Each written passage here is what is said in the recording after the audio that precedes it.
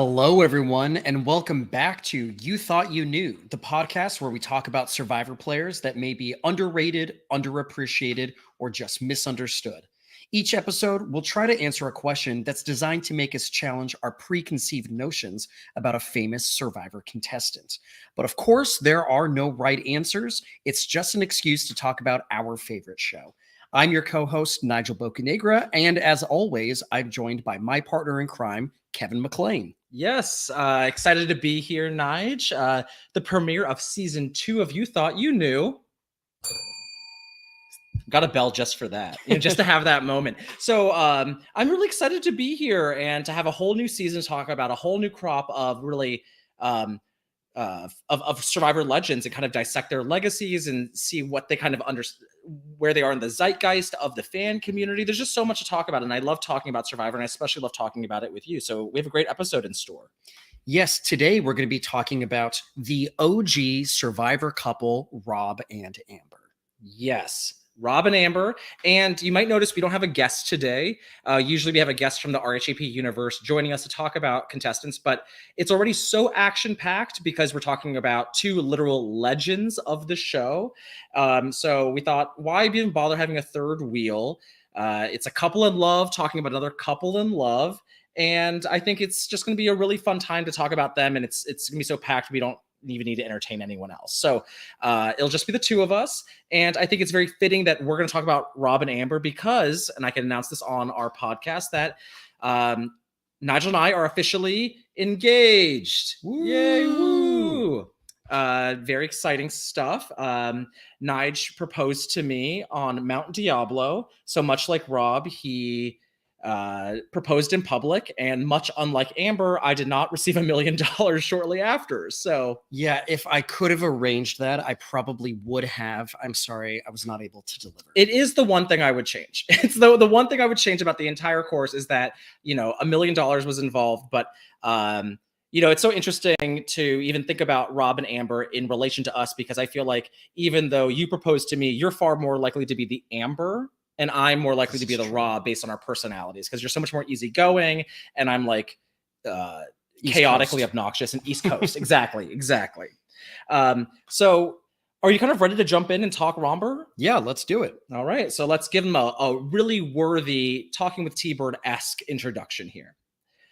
Reality television has been synonymous with hookups and showmances, but one always seemed greater than them all.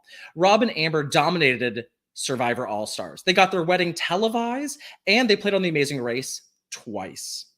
But how did these two questionable All-Star returnees become a Survivor institution? After 40 seasons, $2 million, and 4 children later, many fans might forget that Romber was not particularly loved or appreciated at the time, but their legacy cannot be hidden, and it's constantly referenced. Boston Rob has done Survivor more times than anyone else, and Amber's stuffed animal has a merged tribe named after it. You thought you knew Rob and Amber? Well, we think we do. And on this episode, we're going to answer the question, is Romber the greatest love story ever told? So, to get us kicked off here, Kevin, what are your thoughts on Survivor showmances? Are you a fan?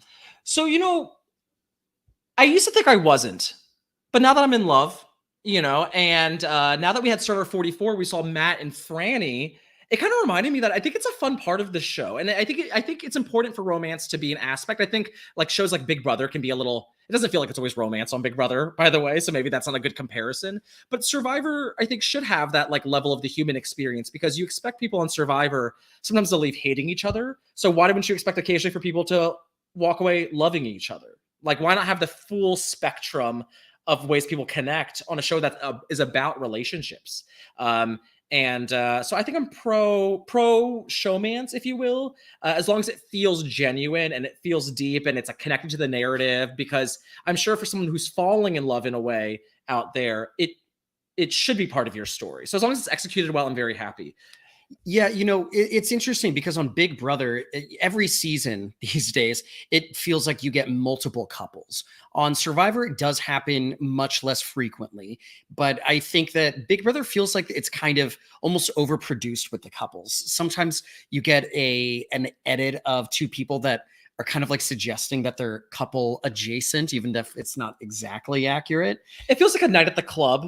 You know, A it's little like a bit more. hookup more Yeah, than yeah. and Big Brother has actually had a lot of relationships that have been very successful. But I think I don't know if proportionally they are very effective compared to Survivor. And I only say this because Big Brother has so many young single people they put in their cast where the combinations, there's way more combinations of relationships that could be created, like romantic relationships. Where on Survivor, you know, sometimes on these like 3 tribe seasons, you put one young attractive man and one young attractive woman on each tribe, right? Because then you each have like an older person each. So like you actually have less natural combinations. So the fact that any are able to be created is really fascinating. And I think to fall in love on Survivor just sounds so much more romantic than falling in love on Big Brother.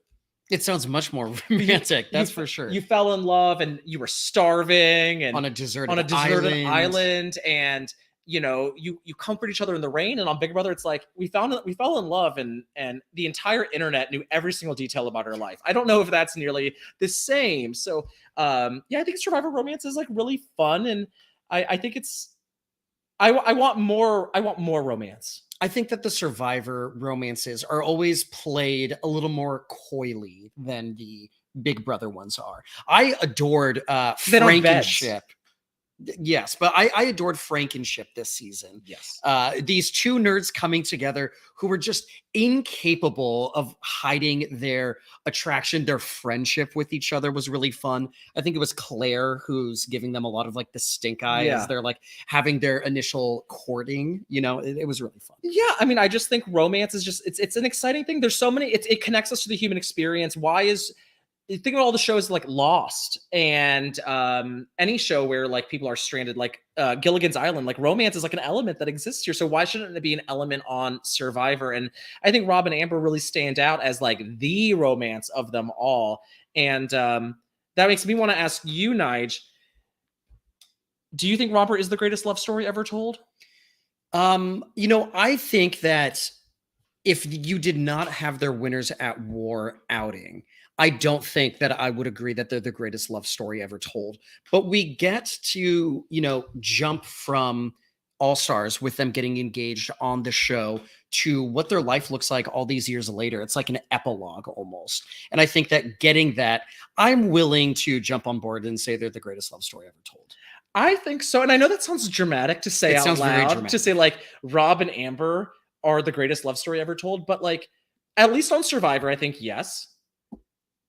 But perhaps in all forms of media ever. Tell me right now, Nige, can you name a better one, fiction or reality, that is better? Exactly. Maybe Barack and Michelle Obama, like maybe these like really high power people, perhaps, but like I don't think so. And I think our love story is pretty great, but at the end of the day, like there's not millions of dollars involved. No one got to betray anyone in the name of love, and that is why I think it's the greatest love story. Okay, now I'm getting really excited. Okay, I think it's the greatest love story because it's like Rob and Amber betrayed all of their friends, all these other people, because they were just hot for each other, and I think that's really cool. And I think it's this like All Stars is so emotional and intense, and like, and you're all doing it in the name of love. And had that love not worked out nearly 20 years later, then we'd be like, well, that was stupid. But now that you can watch it knowing that the relationship succeeds, it's really satisfying because it's so dramatic and intense. I just think I think they are the greatest love story ever told. And I think that that's why the Winners at War outing is so important to the story overall, is that you really get the confirmation that it was all real. It was all worth it.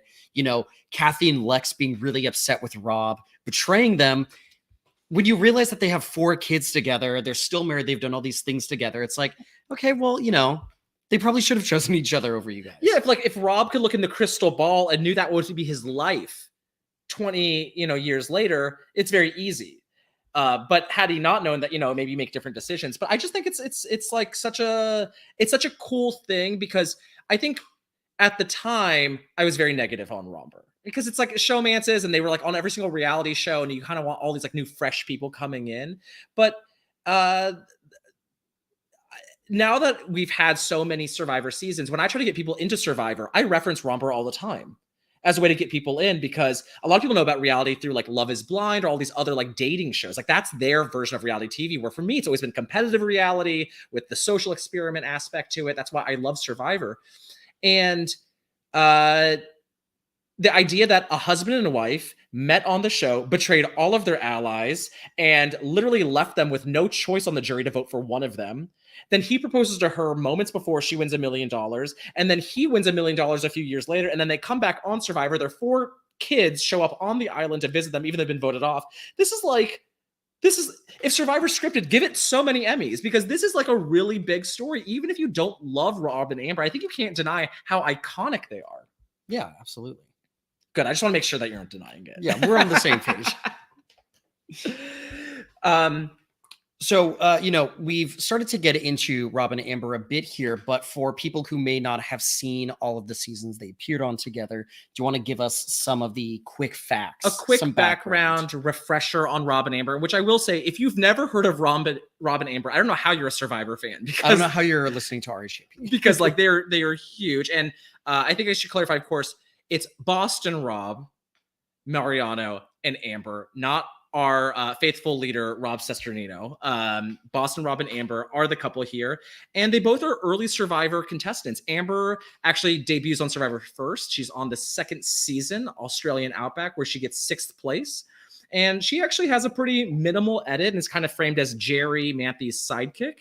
Rob comes 2 seasons later, Survivor Marquesas, where he is the final pre-juror in 10th place.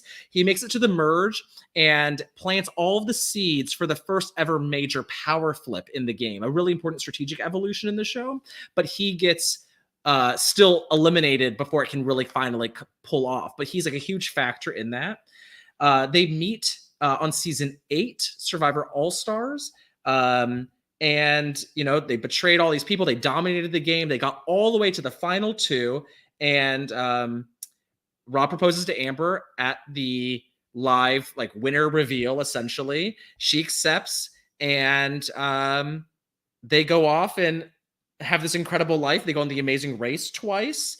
They get their wedding televised on CBS. It's like our royal wedding, like Rob and Amber. It felt so convoluted, but also now that it's succeeded, it's kind of incredible. The reality television version of the royal wedding. Listen, if Will Kirby and Janelle did this, this would be incredible, right? It's just these big, characters.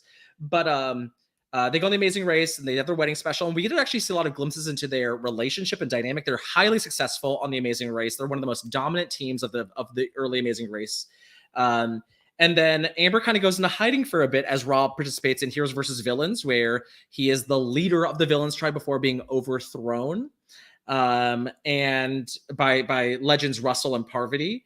And then he comes on 2 seasons later after that for Redemption Island, where he wins his own $1 million. Very handily, very dominant win. And this is where he tricks his tribe into naming the merged tribe after Amber's stuffed animal. He says it means by the sea or coming from the sea, but it's just the name of Amber's stuffed animal. And I think it's actually probably a really good example of Rob was so influential with this group that they never questioned his leadership in both strategy and naming conventions. They were just totally on board. They're like, yeah, that's what you want to name it. And so I think this also points to that even when Amber was not on the show, she's still being referenced. Because Ross and Rob, is on so many seasons, but he talks about Amber often. I think he's very devoted to her. So we hear that a bit in Redemption Island. And then not until 17 seasons later, Boston Rob comes back with Sandra on Island of the Idols, where he has a big, massive head on an island as one of the icons of the show, where we hear a little bit about Amber, I think, too, probably there. And then the big moment is season 40, the all-winner season, where, of course, 2 winners of the most iconic couple in Survivor history at that point. But they're both voted out pre-merge for having huge targets on their back. And the future holds what Rob and Amber have left for us, but essentially between the 2 of them, they've won $2 million, ran on The Amazing Race twice, competed in, at this point, at least over 200 days on Survivor. They have 4 kids. I mean, they've won $2 million, but they've earned a lot more than $2 million for the number of times that Rob has appeared on the show. They've lost a number of seasons collectively. Together, they've had 8 appearances on Survivor. Yeah. Right? Yeah. So that's a lot. They've gotten a lot of money from CBS. Yeah, they are. If this was the pantheon of the gods, they're the Zeus and the Hera, right? They're the king and the queen. And I know that Sandra's the queen, right? And we're referring to a marriage. Queen consort, if you will, right? Like in the monarchy system. Is that, I remember someone once saying that, Sandra might be the queen of Survivor, which I believe she is. She's my favorite contestant of all time. But Amber might be the biggest winner of them all because she got to go on Survivor. She fell in love, met her husband, won $1 million. Then he got to go win $1 million. She didn't even have to starve on that season, won more money. Then they can have all their kids, all the appearance fees, all of the travel that they've got to do, all the experience that they've had. I mean, and Amber's just this kind of like cute, kind of down to earth woman from like this like small town in Western Pennsylvania. And her life has totally been transformed by like choosing to go on Survivor kind of on a whim. And I just think it's like really cool. I can't like I'm so giddy about it because I've always said before that Survivor is a social experiment. And what I love about Survivor is that so many different people can win and so many different stories can be told because it's all about just putting people from different walks of life together. And so why wouldn't one of the combinations in like whatever universe you're playing in, like all the different dimensions something could be in, for a couple to fall in love and like have this huge legacy about themselves. So yeah, that's Romber in a nutshell. Well, so what are some of your top Romber moments from, not just All Stars, but, their collective time on the show? Top Romber moments. Number one, when they get swapped on All Stars, right? For those who don't remember, Boston, Rob, and Amber were on a tribe, and then there was a tribe swap, and everyone on Rob and Amber's tribe stayed together except for Amber. She got swapped over. Amber's the only person who had new tribe mates across both tribes. Yeah, so she's now living with the enemy. She's taken hostage, essentially. And her tribe loses and goes to tribal council. And Rob says before they leave, he says to Lex, who he'd known, since the Survivor community was so small at the time, and says, if you protect her, I'll protect you. If you can, all of that stuff. And Amber also puts in the work in the swap, and she is saved, and she's not getting voted off. In fact, they vote off Jerry Manthe, her Outback sister. She had to step over her dead sister's, game, essentially, to stay in the game. And Rob and Amber get reunited, and they destroy all of them, and they totally go back on all those promises because, it is the right move technically because it's given them all the success post show. So and post that moment. So I think it's like a really epic moment because you see them separated and it feels like such out of like a true like romance movie. Like they're both wondering what's happening with the other person. They're both looking at the campfire. It's so dramatic. They cut from Rob staring into the campfire, cuts to Amber staring at the campfire. It's very much like, oh, we're both looking at the moon in different places, kind of energy. And they, when I think it's Shapira gets back to camp, you have Rob and you just see like a tear rolling down his cheek. Because he's like mad. Oh, and he's that confessional where he says, I don't care that they got our stuff or our camp. What bothers me is they got my girl over there. And like, listen, I'm not someone who really cares about heterosexuality that much, but I thought that's like a pretty like cool, like kind of like badass type of moment, and he writes an A on his shoulder for Amber, and he's like very solemn and kind of like he like really misses her. And I just think that's it's kind of like this cool dimension because like Boston Rob is this kind of like cocky son of a gun, if you will, and we get to really see a lot of layers to him, and also see Amber kind of like fighting for her own life. She's literally a damsel in distress, the good girl and the bad boy. Like this is like the perfect story. One of my top moments has to be Rob and Amber's first date. I think Rob wins reward, and it's with the car. So they met on an island, right? They're not going on traditional dates. When they get in the car, it's the most like quote normal thing I think that they have probably done together through that point. But Jeff insists on crashing their first date, and he gets to sit shotgun, and Amber's like stuck in the back seat. Like I think that's absolutely hilarious. That it's like the most normal thing, but it's still interrupted by the show. And she wins a car. And she wins the car reward. Boston Rob wins the car, and he gets by Amber being taken, she gets a car too. And remember Amber's confessional, which is always so cute because she gets a lot of the love storyline, I feel like. And it's like, it's like our first date. We went to watch a movie. He picked me up. And, most people get like flowers on a first date. I got a car on a first date. And it's like, well, I would marry him too, Amber. If that's what you're getting me. Like add a car to the list of things that Amber gets away. Collectively, they each get a car. Yeah. That's incredible. Excellent Romber moment. I'll nominate as well into the Romber Hall of Fame. And this is actually a bonus scene, essentially, because it's in the recap episode. It's the mock tribal council that the Chipera tribe does. On the first episode of All Stars, Saboga's camp. So like Rudy, Tina, that whole group goes to tribal council. So Rob and Amber and their people, including Rob's sister Nino, all do a mock tribal council, and they all play different characters. And Amber does the funniest Tina Wesson I've ever seen. If you're fans of RuPaul's Drag Race, Amber wins Snatch Game, hands down. I think everyone knocks out of the park. It's so funny. And I think it's just so cool to see people have like a fun comedic scene. And it kind of harkens to on Boston Rob's original season in Marquesas, him and Sean Rector and Vesepi and all of them had their own morning show as well, right? So it's kind of like the fun camp life aspects that we're kind of sometimes missing in modern Survivor. So that clip is one of my favorites. I'll have to share it once we release this episode. And I think it's really fun because it's Rob's sister Nino, Boston Rob, Amber, Big Tom, Alicia, and Sue Hawk.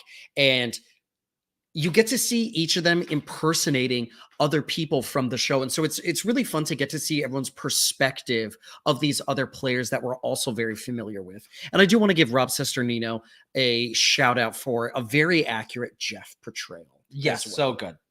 What's your next Romber? So I think that to like round out the top 5 here, my absolute favorite moment is Rob and Amber's speeches after losing the Edge of Extinction returnee challenge, the second one. Jeff speaks with all of the eliminated players, giving a lot of them their like final moments with the show. And I think Rob and Amber just have so much gravitas about the moment. They're both very emotional. Amber is talking about how back when she won, she said, I knew I didn't deserve it. I knew that the only reason I won is because everyone hated me a little less than they hated him.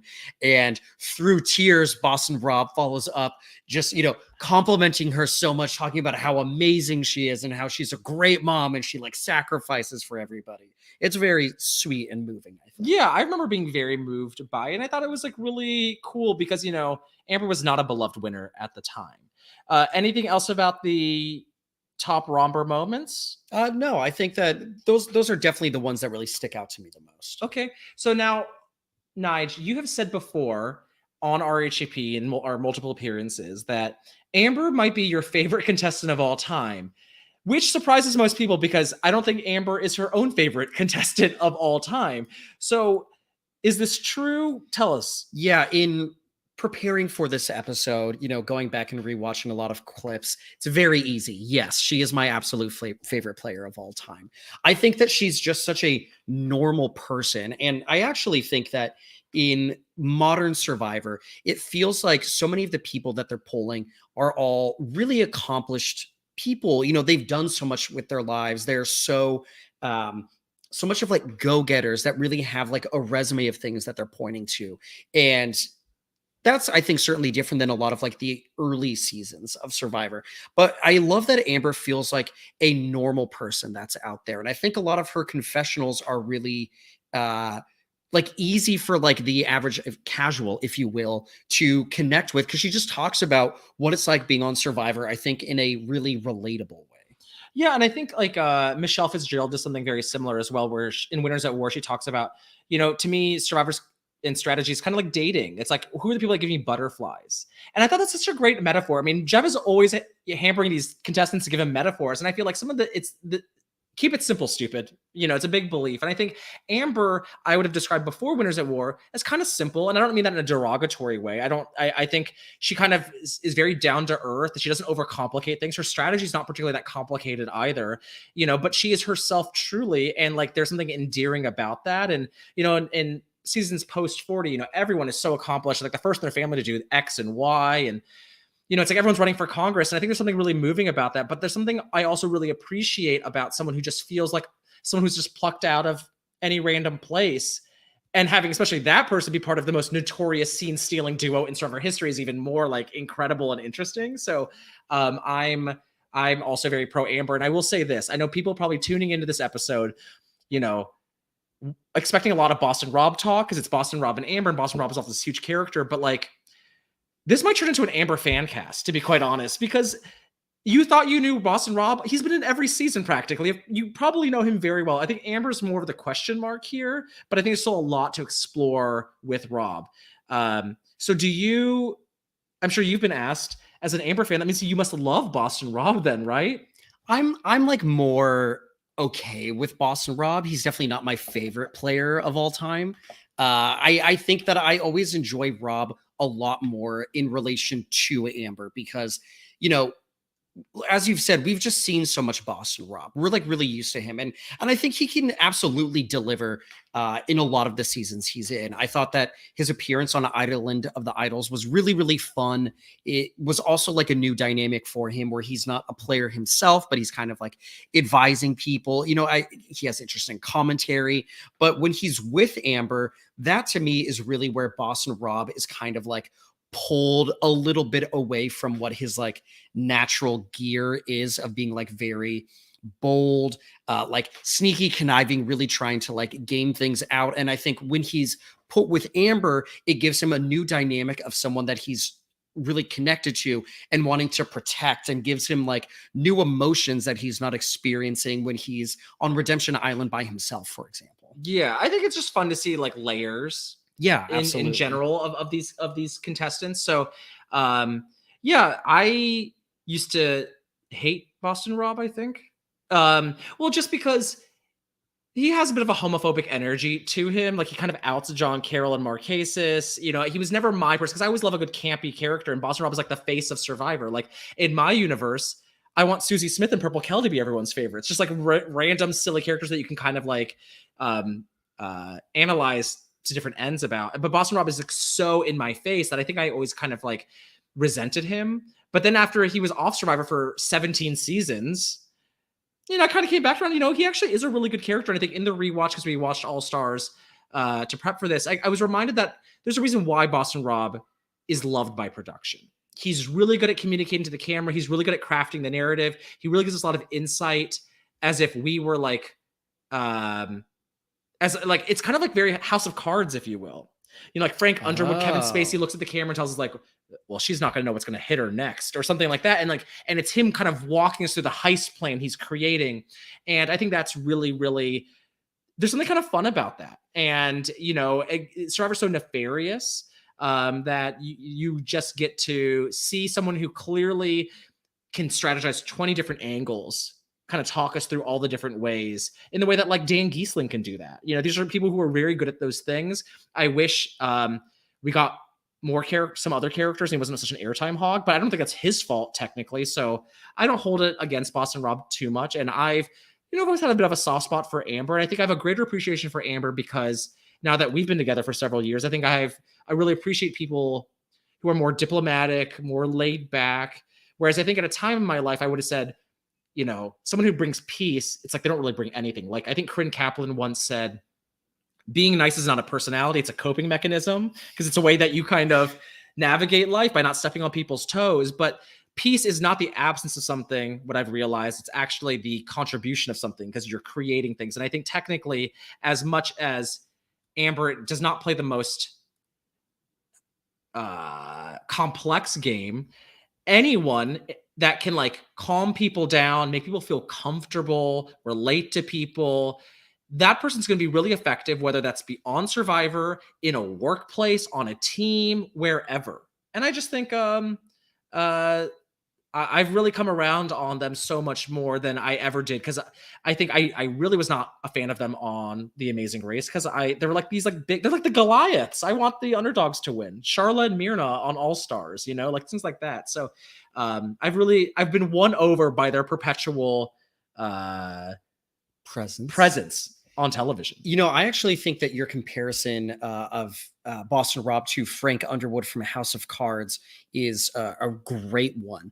And it made me realize, I think that something that Rob and Amber share in common is that, certainly from my perspective at least, their confessionals feel like they are speaking directly to you as a member of the audience. I think quite often when people are giving confessionals, it feels like they're just like narrating what's happening, or just kind of like explaining what's going on, explaining their thoughts. But I think that when I hear Amber's confessionals, when I hear Rob's confessionals, they kind of give you the impression that you're being led in a little bit. You're like chatting with your friend. And I think it's really interesting that they seem to both kind of have a little bit of that style in their confessionals. They have a camaraderie about people, you know. Amber's very girl next door, you know, and so like I think the way they talk to you about that is really cool. And I think you really see that especially in display on Winners at War, because Amber doesn't have to talk about strategy that much because she's on the edge. But I think a lot of her confessionals on the edge are really, really good. They're very captivating because she's able to really kind of embody so much of what Survivor is not about the numbers. It's also about this experience they're having. And I have a greater appreciation for them both for it. And I think it was really fun to get that from Amber on a season that was obviously going to be so strategic with so many winners. We had like the fire tokens. There was a lot going on. And so I think that Amber was able to really play the role of the person who is appreciating Survivor for Survivor. While you have everybody who's like still on the island duking it out to get to the end, Amber is able to be the person that production is able to reflect on. Yeah. And she stands out as the old school contestant. She has the record for most seasons apart from your first season to your last, 38 seasons apart, 19 years. So far. You know, and so like, oh, exactly, right? You never know. So I just think there is something really there, because I think sometimes people are like, well, Amber's not the major character in so many scenes in other seasons, especially in her original season. But like, if you really want to take an analytical lens to it all, there is so much more. And I think sometimes people just write her off as just kind of like being boring. It's like, I think technically she is a better narrator than anyone has ever given her credit for. And Boston Bob obviously is a very good one. But I think we need to move on and kind of talk about, you know, it's about legacy evaluation and like, who are these people? So we need to figure out like, how does the fan community think about Rob and Amber now, and then later get to how they thought about them then, and kind of craft something between the two of us. So, are you ready to move on to that side? Yeah, let's do it. So, you did your research as you always do. So, what were you able to find as far as trying to determine what the general consensus is on Rob and Amber? So, I searched on the subreddit about Rob, like just typed in Rob and Amber and just saw what was coming up. And there actually was a post about our question itself was, is there a greater love story than Rob and Amber, with over 500 upvotes? So clearly there are people that believe that. So I think that is credit. In the comments, people do talk about that it's definitely them, but they say, what are your other favorites? People mention quite often Jenna Maraska and Ethan Zahn, who did not stick together. We have Kim Powers and Alex Bell, who are from different seasons. And it's kind of cute that they found each other, but they never played on the same season together. Stephen Fishback and Courtney Yates, an often forgotten pair. They might be iconic if they ever got to play together, because I think their energy would be really fun. And then Matt and Franny, of course. And then a fun joke answer people often list for best showmances on Survivor is Candace and Billy Garcia. A classic couple that Candace was not aware of. So compare Billy and Candace's story to Rob and Amber discussing Winners at War and their relationship. Both iconic. It's the Francesca to Sandra like spectrum of like 1 to 100 of the seriousness of relationships. Like, where do you fall on that spectrum? Exactly. So there's definitely a spirit out there where the fans do believe this is the best love story ever told, even if you aren't their specific fans. Sure. And then second, I found also an EW article which ranked the 100 best TV romances of all time, and Rob and Amber ranked 49th. Too low, but that's very interesting. Well, because this is also fiction too. I was like, well, who beats them? Ross and Rachel from Friends? Like, who beats them? There's some other honorable mentions I'll just mention here. Miss Piggy and Kermit, which I maybe argue is better than Rob and Amber. Okay, I'll throw that out there. I will accept that maybe. I guess, my issue is I'm not as familiar with Kermit and Miss Piggy's love story. And same degree. Sometimes it feels like Kermit doesn't love Miss Piggy, so maybe it's just one-sided. But unrequited. I think they stand out because they're able to give love to puppets. But we would probably rank them above Billy and Candace. Definitely above Billy and Candace. Okay. Lucy and Ricky from the I Love Lucy. Oh, okay. Of course, Sure. I think they're like an iconic character. And then CT and DM from the Challenge fame, which I think is probably the closest of a reality TV relationships. Maybe like Brendan and Rachel from Big Brother. Big Brother, Jeff and Jordan. I think some of those people are certainly like high level, but I think Rob and Amber just last so much longer. They've been part of our They got together so early in the history of reality television. They got on The Amazing Race first, their relationship is super successful, like CT and DM, ends kind of tragically. And so I think there is something about Rob and Amber that is very hopeful. And it's like any of us could go on Survivor and find love and have 4 Amber clones, to give birth to later. So yeah. So I think the consensus right now is that, yeah, if they're not the greatest love story ever told, they're one of, and I think that kind of points to where our position They're is. at least in the conversation. Yes. Sure. Then I wanted to do some more research and kind of think about, well, how are they perceived anywhere else in their journeys? I looked up Amber specifically, so not just searching Rob and Amber, just Amber on like the subreddit. And if you search Amber, you get a lot of pictures of Amber and her family, the 4 daughters, all the Amber clones. A lot of people comment that she's beautiful. People are always talking about how pretty Amber is. And, for the record, Amber did win most attractive woman on the Survivor Final Tribal Council in All Stars, where they crowned like the sexiest man, the sexiest woman. They gave out what do you call them in your yearbook? Superlatives. They gave out superlatives. Yes. So Amber won most attractive woman. Colby won for most attractive man. Australia dominance. Yes. Yeah. So exactly. And so I think people definitely see her about that, and people have come around of her, I think, as a character because of Winners at War, especially. Rob, obviously the face of Survivor, having a giant head on Island of the Idols really does the that literal to you. face, one of the 2 faces. And you'll also find a lot of family pictures and stuff. I think he's been very active on social media. And I found this really good quote about someone had about Boston Rob on a subreddit post. I think this is maybe going into Winners at War or around that time. And someone has mentioned, how dynamic Rob is. And they say, quote, "We've seen him as a punk kid from Boston, a guy ruthlessly bloodthirsty for success, while he's also goofily falling in love. He's a family man trying to keep up with the new kids on the block. He's also a man receiving the redemption that he's been craving for a decade. He becomes a literal idol. And now he's a man who's coming back to cement his legacy and give thanks to the show that's given so much to his life." Rob is one of the few players that we've actually gotten to see grow up. And it's a fascinating journey, and it's produced a loving marriage and 4 precious daughters. And I'm like, that is like a really good spin on Rob. And so I think both of them, if you love Survivor, it's kind of hard not to kind of at least appreciate that Survivor was able to create something like Rob and Amber. And I think the fan base in general is so much higher than they had ever been before. I think Winners at War really helped them a lot. I mean, do you think anyone else from that cast got a bigger boost than Rob and Amber?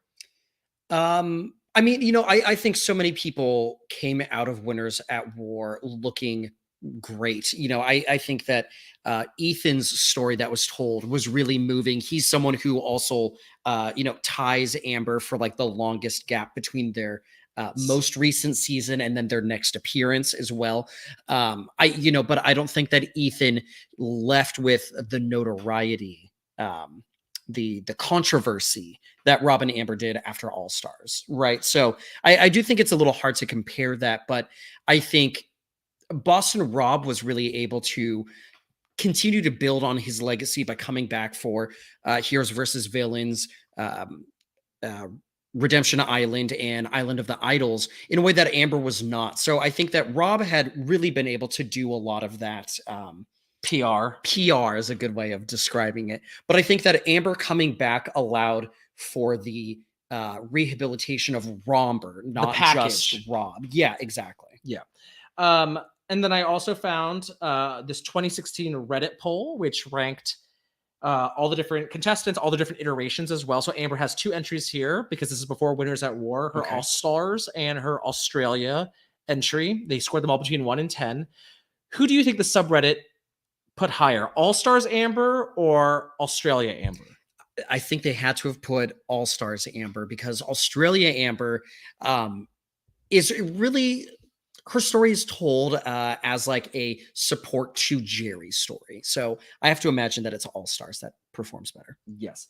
Amber ranks 240th at the time, which is the 42nd percentile. She's just kind of middling, like upper middle. Okay. Overall, a pretty high standard deviation, which means that she's a little bit polarizing to an extent. I mean, there's probably people who still don't like Amber, and I remember at the time, people did not think Amber deserved to be on All Stars, and I think they're kind of right from a perspective that, like, well, we all know that she only got on because Elizabeth declined and Colleen declined. You would imagine that if either of them had said yes, it would have been much harder for Amber to. Yeah, like Amber's the first person you swap in, but even after them declining, you kind of would imagine, well, why didn't they call Kim Powers or Nalia? There's other like kind of sweetheart-esque girls, and clearly the producers picked right. I mean, they made gold out of Amber, but she is not the most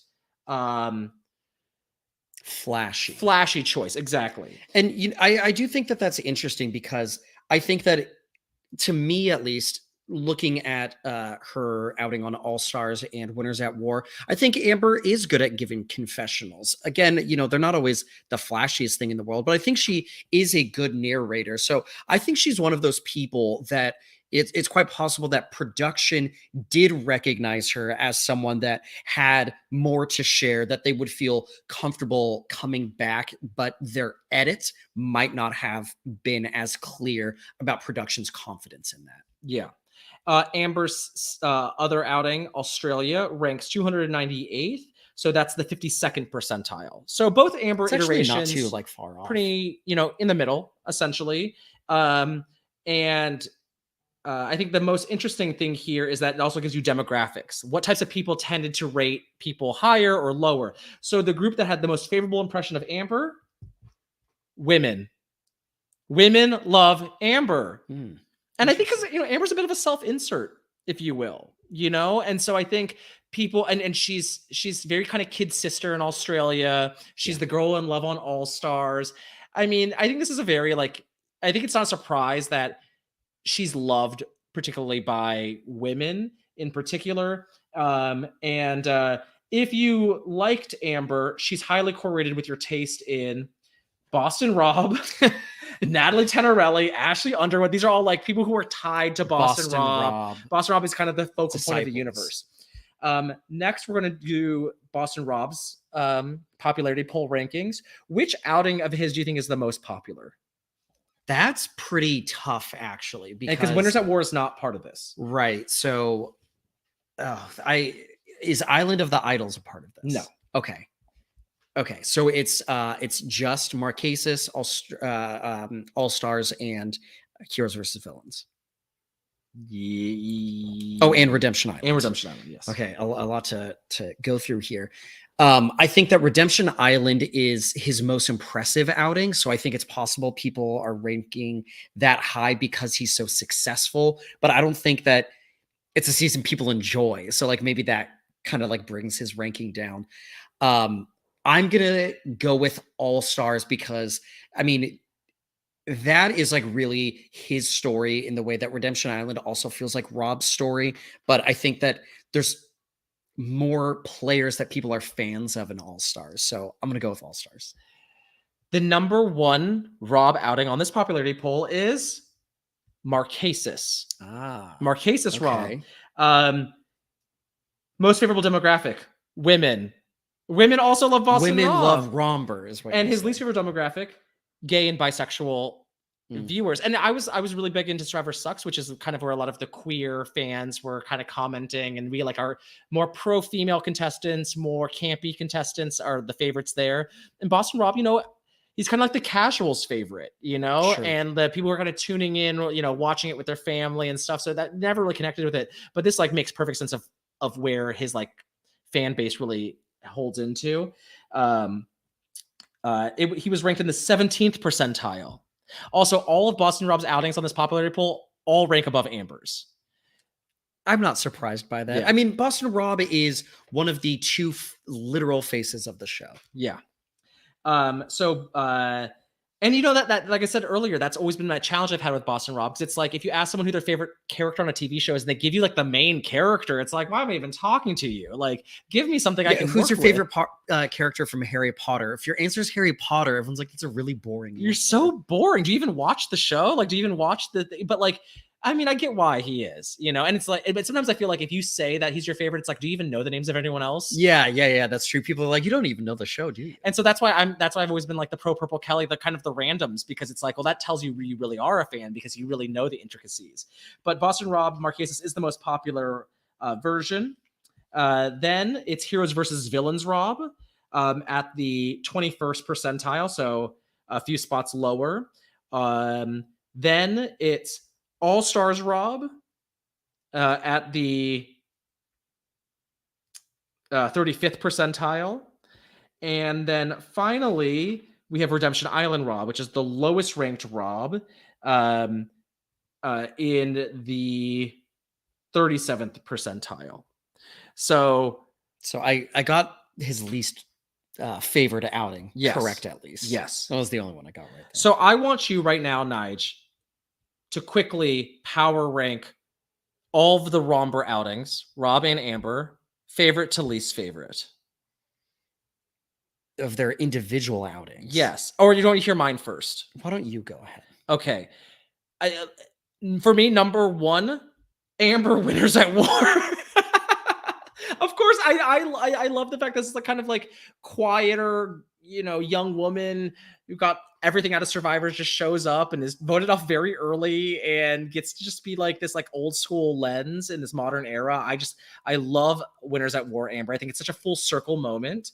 Then it's All Stars Amber, because again, I love the idea that she's the best of the best. Her Amber, like she was supposed to be in the cast, but she made it work, and it was such a precursor to how relationships would, how a lot of these All Stars seasons would go later. Because is it a surprise that Parvati won Micronesia? You know, she was also a sixth placer, kind of more of a quiet edit overall in her original season. Surprised that Mike, Boogie, and Erica are the final two on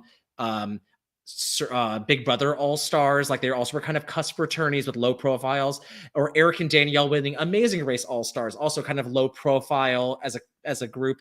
You know, it's like there's something about that kind of setting the stage that I really appreciate, and I just think she's kind of cute and adorable throughout. Then Boston Rob Winners at War for being such a faithful husband and a girl dad, if you will. Mm-hmm. Then Heroes versus Villains Rob, Marquesas Rob, All Stars Rob, Australia Amber, and then finally Redemption Island Rob. Not because Rob is bad in that season, but I just think it's not a very fun season, and Rob's responsible for it not being fun because he has such a stranglehold on the game, and I kind of like a little bit of chaos. Sure. I totally get that. You know, I would definitely agree that my favorite outing is Amber and Winners at War. I think it's just so fun to have had such a long gap between All Stars and season 40, you know, to really see how much people have changed over that time. I think that was one of the most fun things about Winners at War, is getting to check in with all these people that we feel like we've known for so long, and get to see, you know, like how this money impacted their lives, how Survivor changed the trajectory of where they were going. I think after that, I actually would probably have a tie between Amber and All Stars and Boston Rob and Marquesas, because I think that you really just get to see where Rob comes from. Like it sets the groundwork for everything that comes after it, where he is really innovative in trying to like work on Kathy in the summit, almost, if you will, in Marquesas, where it's just the two of them and they get to share a lot of information. Rob really is doing a lot of the innovation on strategy, I think, at the time. And can I just jump in real quick and say that, you know, he's like, he kind of stirs the pot. He's like totally willing to do that in a time. He leads the first time like an alpha male is like voted off so early. You know, their tribe was losing all these challenges. Like, let's get rid of Hunter because he's bossy and we don't need a leader because, you know, they'll listen to me instead. And what I love about his Heroes versus Villains outing later is that he becomes the Hunter, the established figure who is overthrown by a cocky guy who doesn't want to put a lot of work around camp in Russell, and his like female companion in Parvati, whereas Rob and Sarah were the original pair that's kind of like flipping on Hunter. So I just think there's like a lot of like moments for have a full circle poetic justice that's occurring here. But I know I interrupted you. I was just going to say that, I think that Rob Cesternino obviously gets so much credit for being an innovator of strategy and really being able to flip back and forth so early in the show. But I do think that Boston Rob is someone who is kind of like uncovering that possibility a little bit before Rob Cesternino is able to come in and actually deliver and not just initiate a flip, but flip back and forth and really have a lot of exciting energy there. I you made me kind of reflect a little more and realize I think part of maybe what makes Rob and Amber so compelling is that I think if you remove maybe Amber's outing in Australia, because it was just kind of the first introduction, it's their second season ever. There's a lot of big characters that they're going to be focusing on. Of course, they're focusing more on Jerry than Amber in that duo, right? But I think that from Rob's outing in Marquesas on, I think production really shows that they care about these two people. They've really invested in them. So when they come back, they get attention, they get story. The show is never going to have, Rob come back and, give him 4 confessionals before he's unceremoniously booted in episode 3, right? Rob is always going to get airtime. And I think people are a little surprised, but Amber does get a lot of airtime in All Stars. She does come back and she gets some really specific moments in Winners at War that she didn't need to have as the second boot of that season. It would have been so easy for them to be like, okay, well, Amber's out.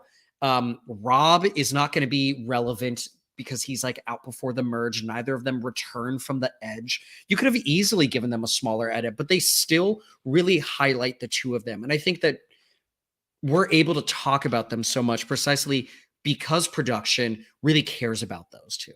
Yeah.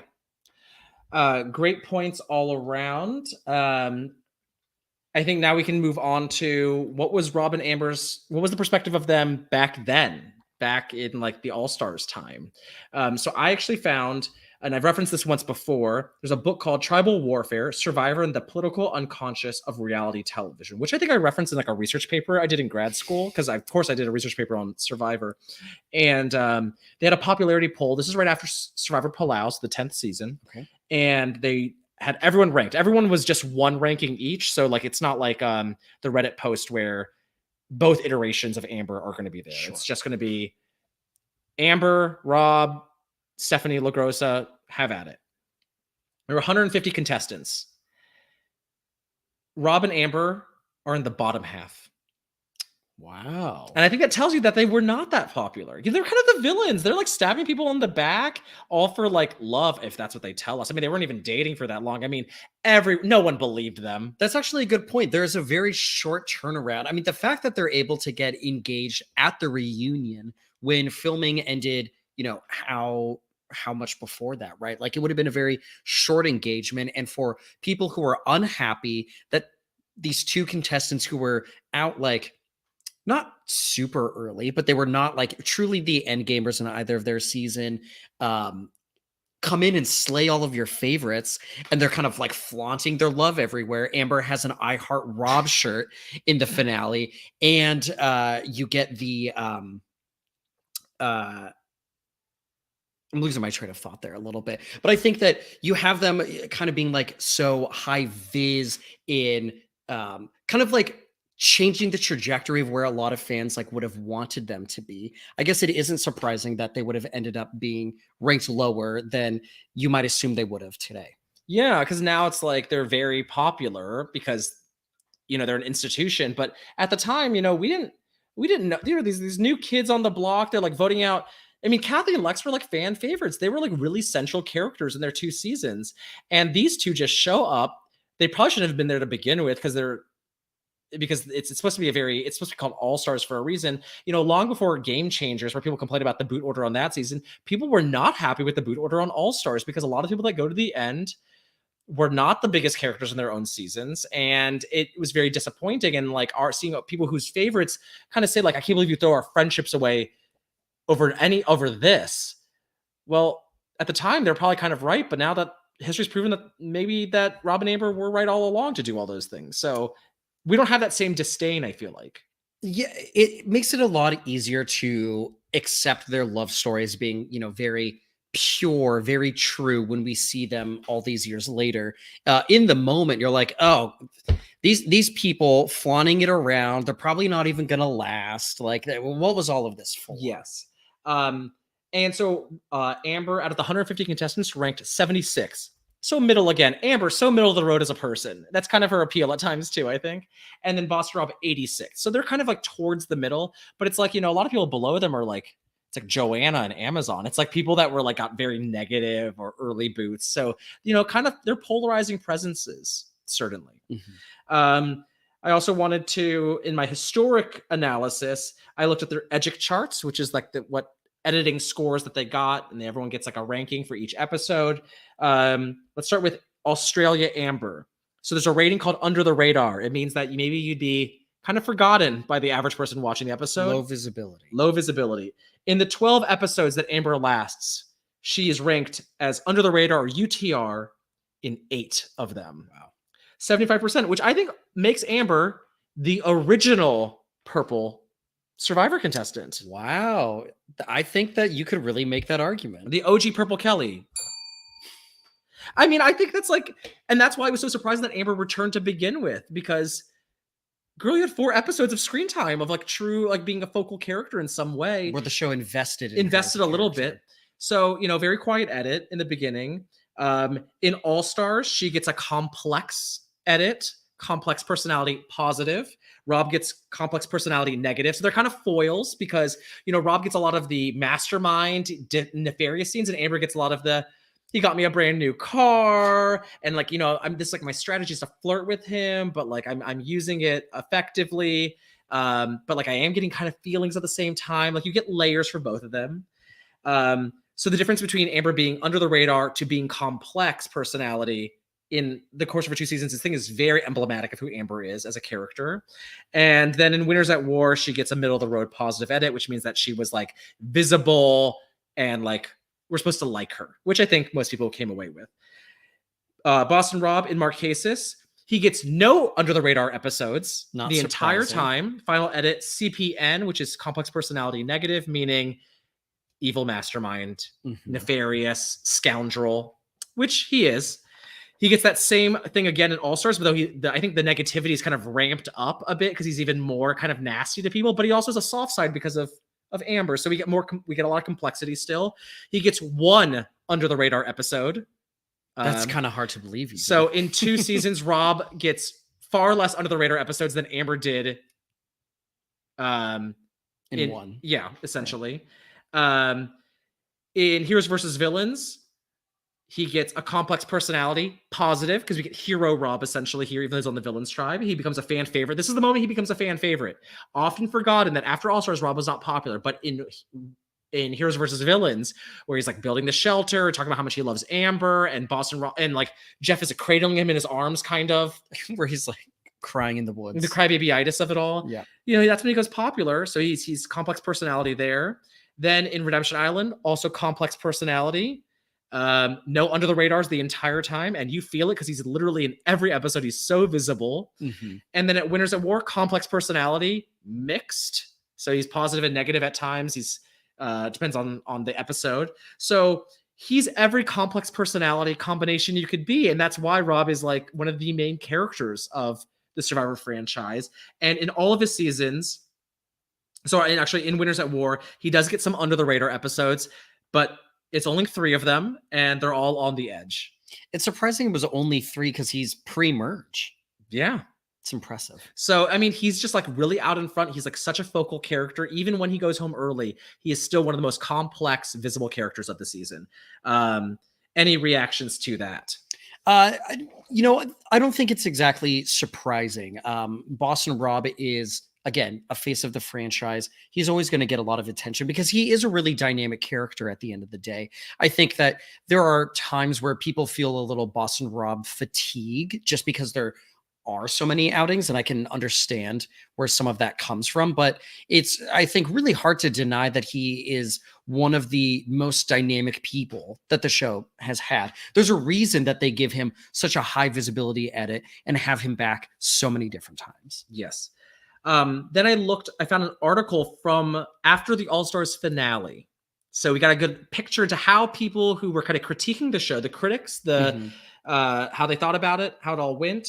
And, I always remember, and I was very young at the time, that, Amber was seen as like an undeserving winner. People thought Boston Rob won. I think that negativity has decreased because after Boston Rob won, like, well, then who's mad still?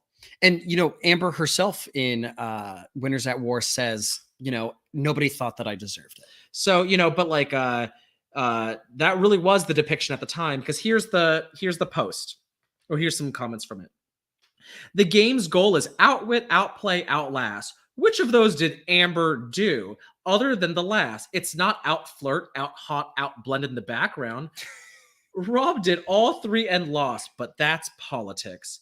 The reunion was both painful and fascinating to watch. It started with what was intended to be a high point, Rob's proposal to Amber, the most romantic moment since Mike Boogie proposed to Krista on the Big Brother 2 finale. This season wasn't that complicated. Rob took control of the game from the first day, and everyone let him walk straight to the finals, directing who would go and when. And how did they reward him for this? By giving someone else the grand prize. Of course, he outsmarted them there too, because he's marrying the winner. But they won't let him get away with it. When they buy him wedding presents, they'll address the cards to Amber. That'll show him. This writer feels a little bitter about it. And, I don't know that I would wholly agree with the premise here. I actually don't think that the people let Boston Rob walk his way to the end in All Stars. I actually think that people don't really talk about the fact that Rob is willing to endanger his game for Amber. Like, people talk about like the betrayal and all of that, and like the fact that he is eliminating these friends over Amber, but I don't think that people talk about the fact that he is willing to burn potential jury members so that he is able to like be with Amber still. Yeah. And the fact that that's like not a good idea from a gameplay perspective. And I think that's the thing, is like, if you watch it through Lex and Kathy's lens, their perspective, Rob's awful. He's betraying us for this chick who has no personality, apparently. Like, they're frustrated with him. But if you're in Amber's perspective, this man gave you a car, is taking you to the final two, knowing he could very much lose to you, and he does, so you get $1 million out of it. And he's like literally willing to like lose jury votes for you. And like, because like, that is a man that wants to give it to you all. Of course their relationship succeeds. Who's surprised? And he built a really good shelter for them. Yes. Oh, and that's also underrated Romber moment is when they get the shelter building to ever, Amber is not in the challenge because she's like a sit out. But she's like, I'm not going to lie, seeing Rob work on that shelter was pretty hot. And I'm like, Amber, look at you. It's kind of fun, So that was the perspective of them after the All-Stars finale. I wanted to share Mario Lanza, Survivor historian, who's worked with Mike Bloom of RHAP fame, had posted this before, like after the cast reveal, but before the first episode. So this is also another, so this is another glimpse into like kind of like what was the perspective of Rob and Amber in the online fan community. Mario writes about Amber. Amber has been the recipient of the most fan anger so far. Her presence seems to be a lightning rod for people to protest that she shouldn't have been cast in the first place. You feel this, right? Yeah. And to tell you the truth, and you may not want to hear this, I'm expecting big things from Amber this time around. So it's kind of like looking to the future here. Wow. I think she could be this season's Jenna Maraska. I don't think that any of the other All-Stars will ever take her seriously as a player because there'll always be a bigger threat somewhere else, and they will want to get rid of instead. And for that reason alone, Amber Burkish, yes, Amber Burkish will be soaring high on my power rankings all season. I mean, geez, just look at the opponents and tell me that Amber would ever be voted off. Never. It ain't gonna happen. Season after season, I tend to underestimate the under-the-radar quiet females. I do it every season. I underestimated Vesepia. I underestimated Jenna Maraska. I underestimated Sandra. I am tired of underestimating the quiet, unthreatening ones. Because while I fully expect Amber to be more of a player this season, I know that deep down, she will always be the quiet, sweet girl who other people like to keep around. Amber's going to be around for a while, and Amber could very well win. The under the radars always have a chance in Survivor, and particularly on All Stars. Count on it. Wow. Nostradamus. It's a very fortuitous. Mario Stradamus. Yes, yeah. That Amber was going to succeed. And I think it's because I think a lot of people seem like, well, no, Rob Cesternino is going to win because he was the best to never win, and therefore that will translate. But like understanding that like she has these certain skills that will be very successful in a game like this. And, you know, when we were watching All Stars, the moment when Amber gets swapped and like they hit all the music cues, it's so dramatic. And they're about to depart and the music swells and Jenna Lewis and Alicia run over to give Amber one last hug before she's whisked away to the other camp. It's like, of course she was going to win. She's loved. They all really liked her. I think that Amber was actually very liked by the people out there. And before she betrays you, she's very easy to like. Yeah, and it's the betrayal that really pisses them off, right? But they did like her. And so I'm sure that for people like Lex and Kathy, with Boston Rob's betrayal, it's like, well, Amber's just a person who betrayed me. Yeah. Right. And they actually liked her enough to keep her around and vote out their ally, Jerry, during the swap. Right. Yes. I think that Amber deserves a little credit for that. Yes. And then I want to read the Rob one next. From Mario's prediction as well. Yes. In my mind, there has simply never been a more entertaining player on this show. After all, he was the first of our villain to really want to be the villain. He was one of the first to understand that being remembered and being entertaining is the goal of the show. Simply put, Rob was a great character. Rob always made me laugh, and I was thrilled that he was chosen to be an all-star. Since he didn't even make the merge in the Marquesas, I was nervous that he wouldn't be considered. But in the end, I think he was an excellent choice. And he could really go one of two ways this time around. Rob will either go really early or he'll go very far, which, by the way, is Rob's trajectory in every season he has ever played. He either is pre-merge or he goes to the end. And honestly, I'm leaning towards him going far this time around. Everyone knows that a Rob versus Rob showdown is looming at some point. That could be the money shot of the entire franchise. It almost hurts me to know that two of my favorites will inevitably square off at some point this season, but c'est la vie. This is the complicated nature of All-Stars. Your favorites are now battling it out. Anyways, I expect Rob Mariano to be good with Amber as well as Alicia. I think he will be one of the stars of the season, and I think he's got a chance at winning the entire thing. Was Mario reading spoilers? It's possible because I knew that Amber was the spoiled winner. Mm-hmm. But you know, I was like 11 years old and we had dial-up internet, so I was not getting the spoilers online. You know, so I cannot confirm how deep it all was, but it seems pretty fortuitous. Yeah, I mean it's highly accurate, right? So yeah, I just think there's some really fun to kind of look back and kind of see that, because I remember with Rob. You know, like I said, I kind of resented him for a bit because it's like Boston Rob's coming back a fourth time. Sean Rucker hasn't even back a second time. And he was like the bigger character between the two of them in Marquesas. Like, what's happening here? But, you know, clearly they had a certain thing about them that made people recognize that they would be these huge icons of the show. But now that we've kind of reviewed kind of where the fans see them now and kind of how the fans saw them then, I think we can now kind of answer the general question we kind of came in here, do this full final legacy evaluation about Rob and Amber. And, you know, what is the best way to appreciate Rob and Amber? Because I always tell people this podcast is it's a character appreciation podcast. Like in the way that like you may not love them, you may never even grow to even like them, but in the way that you can like appreciate a wine or appreciate a genre of music, you can find ways to appreciate Rob and Amber generally. So, let's get into it. Let's do it. So, all of this being said, do you think that Romber is the greatest love story ever told? Yes. I still I will die on this hill. No, I'm not going to die for Rob and Amber, please. I think they are. Now that you've read it all together, I mean, who's close? Definitely not in reality television, and arguably in all mediums ever. All mediums ever. Is it better than Romeo and Juliet? Yes, neither of them died. It's so much better than Romeo and Juliet. Yeah, It's better than Titanic. I mean, I think it's better than Titanic. Certainly. Yeah. I really feel confident in saying that their love story is really great because we get to see where it all goes with Winners at War. If we hadn't had that, I think that it would be a legendary story. But to see how appreciative they are of Survivor and how it changed their lives and what they got out of it, and this beautiful family that they have, getting to see that trajectory of them being these like young 20-year-olds who are just like out there having fun. They both seem like they just like to have fun on Survivor.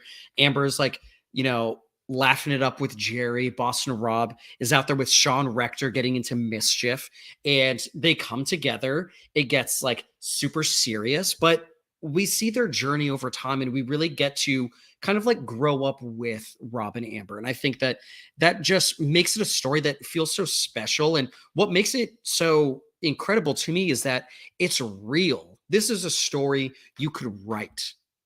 Yeah. This is a story you could come up with that you would say, yeah, this is a satisfying ending to the book that I was writing, right? Like that's where you would want that couple to go. And it's really incredible to see it all happen organically. And, they are truly an icon of the show. I mean, you talk about like folklores and lessons, like every single culture has a Cinderella story. I think like Rob and Amber, if 100 years from now and people cared about Survivor and like found, the tapes, it's like, this would be like one of the most pristine examples you would use to kind of like represent how people thought about romance and connection of our period, and the fact that they was able to translate to so much success. So yeah, I think they have such a huge footprint on Survivor because I think, and maybe we should have led with this a little earlier, Rob and Amber succeeding, Romber is like an archetype, right? Like they are a reference point in the way that like every season there's Parvati 2.0. After Rob and Amber, the showmance has become a way bigger part of the show. So All Stars in season 8. So after them is 9 and Vanuatu. So that's very gender war. So it's a little different. But then you get into Palau. That's when you open up the door. There's so many more couples. The couples are considered very threatening and dangerous. And we never see a romantic couple ever get their way to the end. And I think the reason Romber is the best love story ever told is that we've seen in other shows where a couple is able to get to the end and it's not nearly as epic. Jackson and Holly, Big Brother 21, Mike, Boogie, and Erica, please, you compare them to any other romances. I don't think there's anything close. And I love Matt and Franny. There's so many I appreciate. I have a real soft spot for Jamie and Eric of Survivor China. But like, I love Fig Tales. I'm a big fan. As an anti-Romber, perhaps. As a Romber the Romber that sucks, if you will.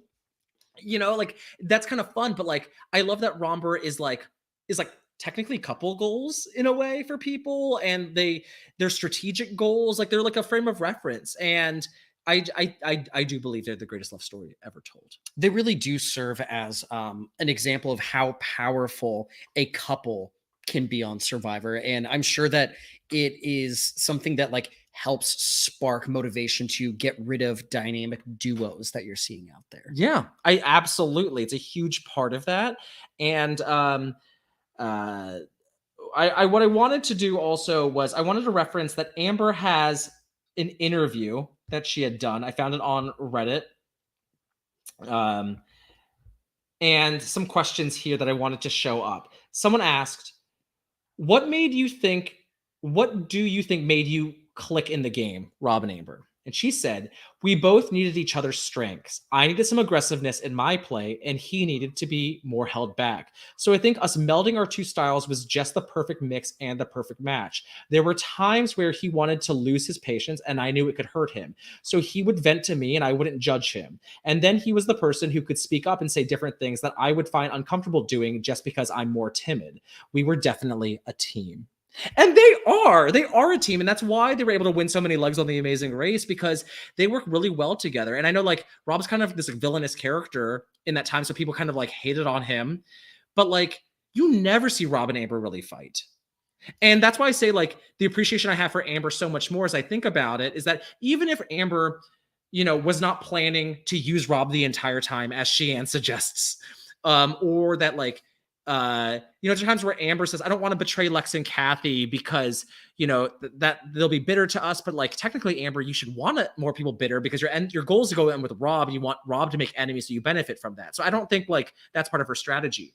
But if Amber is just this person that can like bring calmness to the people, then she's totally pulling her weight within a group in the way that, Rob helps Amber by getting her so far, but Amber, like if Rob wasn't so calm and collected because of Amber, is he going to be as successful at that age in his life? I don't think so. So they are able to totally succeed because of the two of them. And I just think they are a powerhouse. Combined, their powers are stronger. And, on Winners at War, they start separated. They never have a chance to get together and actually play before, they're both out on the edge. Absolutely. I also, because I know we're wrapping up here, I did want to also mention some of these other fun things that I found from the Amber interview. So one of them is, when did you know you hit peak fame? She says, I happened to be out in LA and I went to dinner with a friend and I walked in and Brad Pitt and Jennifer Aniston and Gwen Stefani and Gavin Rosedale were all there at the restaurant having dinner together. And I was like, oh my gosh, this is so crazy. I'm not going to bother them, but what can I do? So I asked the waiter what kind of wine Jennifer Aniston was drinking, and he told me she was drinking a Pinot Grigio. And I remember to this day, and I said, well, send her over another glass on me and tell her that it's from Amber from Survivor, and that I'm sorry we beat Friends in the ratings, but I'm still a big fan. And you're going to tell me Amber's boring? I think it's more likely the producers didn't know what to do with Amber. Because it's like men are producing this show and they don't understand that that she has like a whole like perspective. She's cute and she's funny and she's clever. She does a great Tina Wesson in the mock council that I was talking about. Like Amber has so many levels, and I just don't know. And I think a lot of people who are watching it very casually are not trying to like invest in it. And as if you invest in it, there's like a treasure trove here. And I think there are a lot of people out there who do have a level of charisma that is harder to depict on television because it just does not like pop on screen the way that it's easier to pick up in real life. I think that Michelle Fitzgerald gets that a little bit in her Co-Wrong outing, where it's like very clear that she was like so charming to the people out there, but it felt like production didn't exactly know how to portray that on that season. I think on Winners at War, they do a much better job with Michelle, but it felt like they were having a little bit of a hard time with her. Well, you know what, Nige, speaking of this is probably one of the first conversations we ever had. For those who don't know, Nigel and I met each other at a Survivor watch party. And early on in our just being friends, we talked about Michelle Fitzgerald. And we both mentioned how, we didn't get like the Michelle's edit. She's like very visible in Co-Wrong, but like it's not a show, not tell. It's her telling us she has a great social game, but like why does she have a great social game? I don't quite understand. But then we listened to her first interview on RHAP. Oh, yeah. And we're like, no wonder she won. She's so charming. She's so easy to talk to. And like people who are easy to talk to are always going to do better on Survivor because I'm starving. I don't want to work that hard in conversations. You have nothing else to do. It might be raining. Yes. Right. And I did want to also mention quickly, because you love Amber and I've come around on her so much myself. I think part of Amber's appeal is that she's kind of ordinary, kind of basic, if you will. But like in a time of social media where everyone's desperate for attention, I think there's something beautiful about someone who's just naturally gets attention for being like kind of cute and down to earth. And I wanted to read you part of her bio from Australia to kind of capture this energy. Amber Burkich from Beaver, Pennsylvania, a recent graduate from Westminster College, earned a BA degree in public relations. Prior to departing on Australia, Burkich searched for her career job, and she was an administrative assistant living with her parents. Her previous occupations while attending school include waitress, librarian assistant, swimming instructor, lifeguard, and babysitter for her professor. Burkich's favorite hobbies are going out with her friends, dancing, and just generally having fun. She's a member of the Alpha Gamma Delta sorority, where she was vice president and new member coordinator. And also, very quickly, the idea that Amber, of course, is a lieutenant and is a vice president instead of the actual president of her organization is so on brand.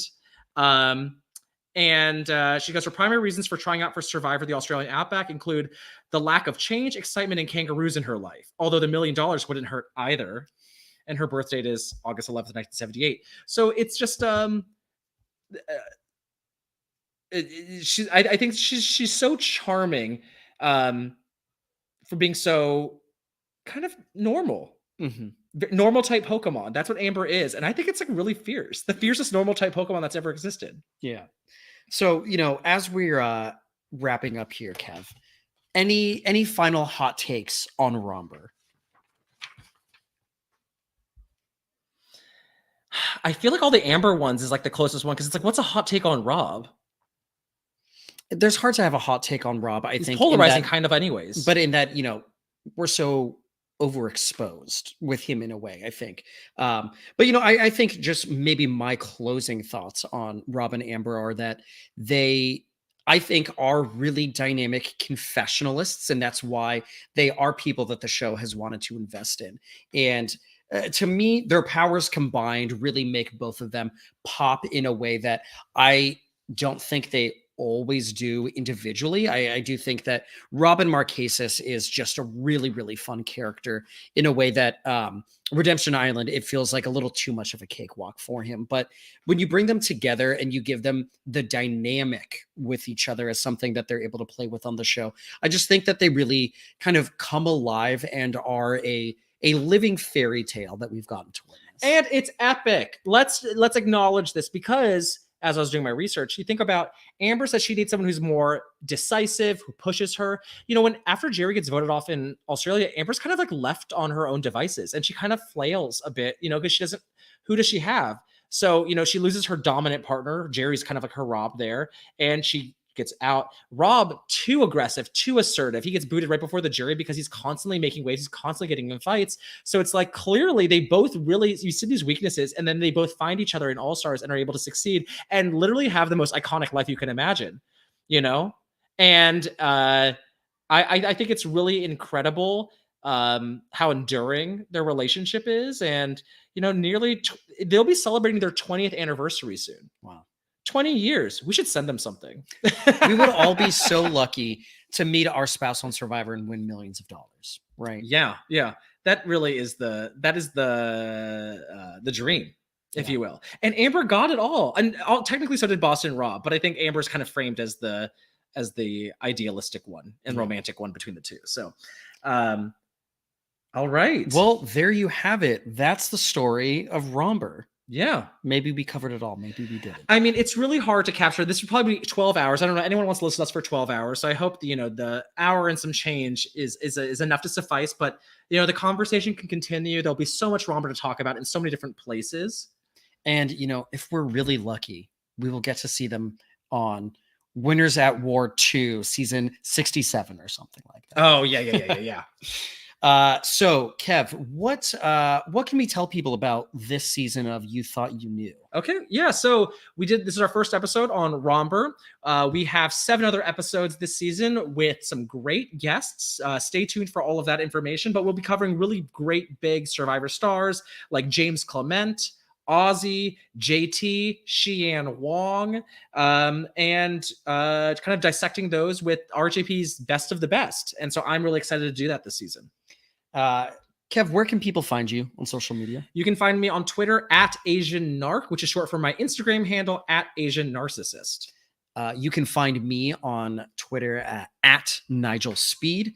If you're listening or watching us on YouTube, make sure to like and subscribe to the RHAP YouTube channel for more content. Yes. And if you want to join the conversation, feel free to get onto Twitter and use the hashtag YTYK for You Thought You Knew. And tell us about Amber and Rob. What are your thoughts? Are they the greatest love story ever told? Could Shakespeare write a better version of it all? I don't think so myself, but I'm really interested in everyone else's thoughts.